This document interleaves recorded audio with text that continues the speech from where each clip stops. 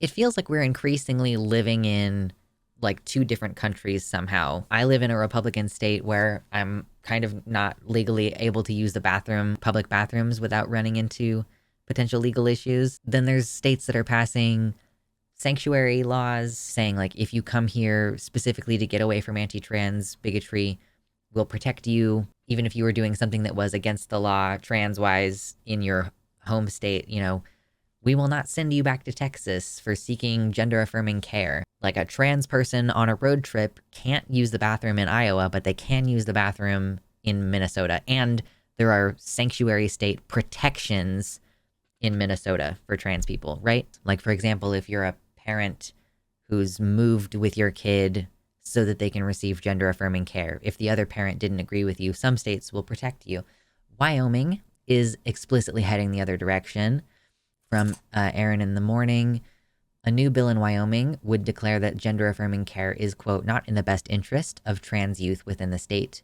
The bill would apply this presumption to custody battles, guardianships, and even the rules around child protective services, which of course raises concerns that trans youth could be removed from their affirmative parents who love them and are following the best practice medical guidelines. So that sounds like it's really broad. This bill specifies, to the extent applicable, in determining the best interests of the child under state law, there shall be a conclusive presumption that it is not in the best interest of the child to undergo any gender transition or gender reassignment procedures on this list, which includes puberty blockers, hormone therapy, and surgery. Of course, not even puberty blockers to give you additional time. The bill takes that standard, which automatically applies to all state law, and further amends sections on grandparent visitation, petitions for guardianship, custody battles, and child protective services within the standard.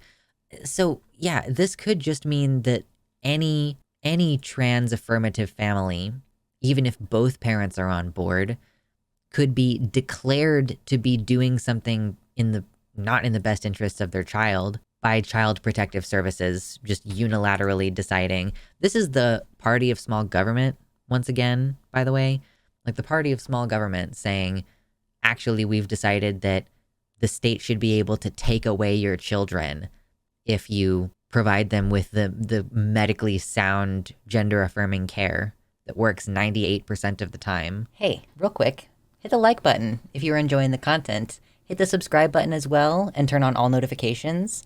And also take a moment to check out the links in the description for merchandise and Patreon, where you can find exclusive free content. State mandated child abuse. Yeah, it feels like it's crazy, but at the same time, it's like, it's exhausting because it's not even any different from anything else that's been happening. It's like, this is the inevitable trajectory. Looking at this, if there was a situation where parents were getting a divorce and one of the parents was affirming the child and the other parent was not affirming, probably in Wyoming, after this law passes, they're going to prioritize placing the child in the non-affirmative parent's home. Again, just using every tactic possible to try to reduce the number of trans people. If you prevent us from transitioning, they genuinely think, oh, well, they just won't do it at all. If they can't do it until they're 18, that increases the likelihood that they just won't do it at all, because then it'll be too late.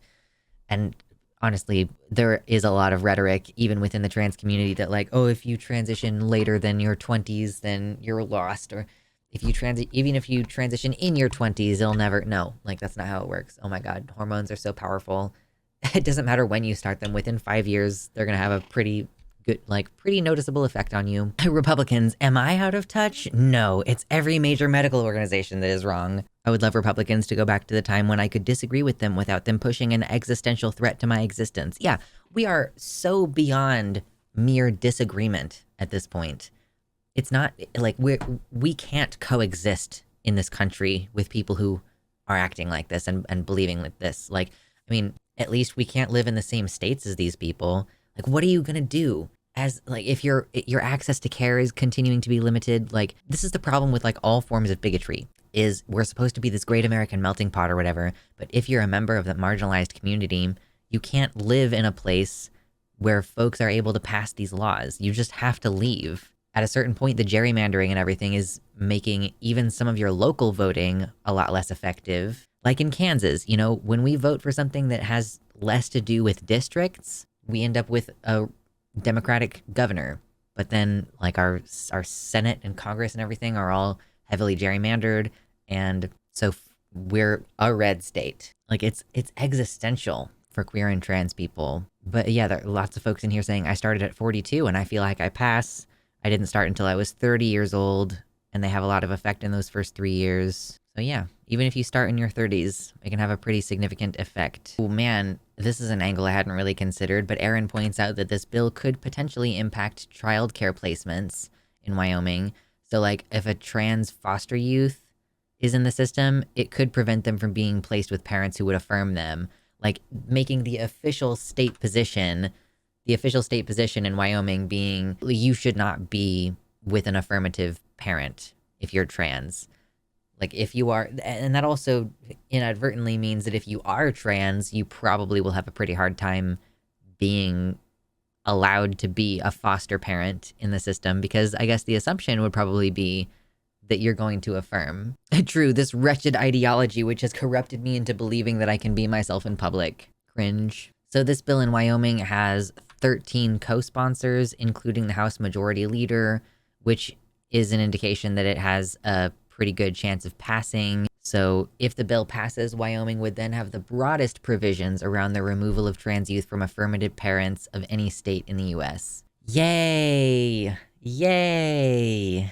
Yay. It's crazy. It's like the entire middle of the country, Wyoming, a state that it's like adjacent to Colorado, and it's a little bit further north than Colorado, so I guess I sort of always assumed that it would be basically politically the same as Colorado, but no, it's rural and therefore Republican and probably gerrymandered and like fairly low population and therefore gerrymandered Republican area. Thank you to my patrons for being so patient this month. I want to thank especially Tiago Nascimento, Marsh Rolvag, Michelle Frateroli, Amanda B., Wellington Marcus, Michelle Winter, Danielle McDonald, DZXN, Suzanne Maynard, Ella V. Nobody, Past Null Infinity, Spooky Heather Sylvia, Jamie Jam, Nova, Sojo, Elizabeth Bartell, Sarah A., Kevin Young, Athiet, Celeste, Desi Quiche, Liam Hodgson, and Mr. Atheist.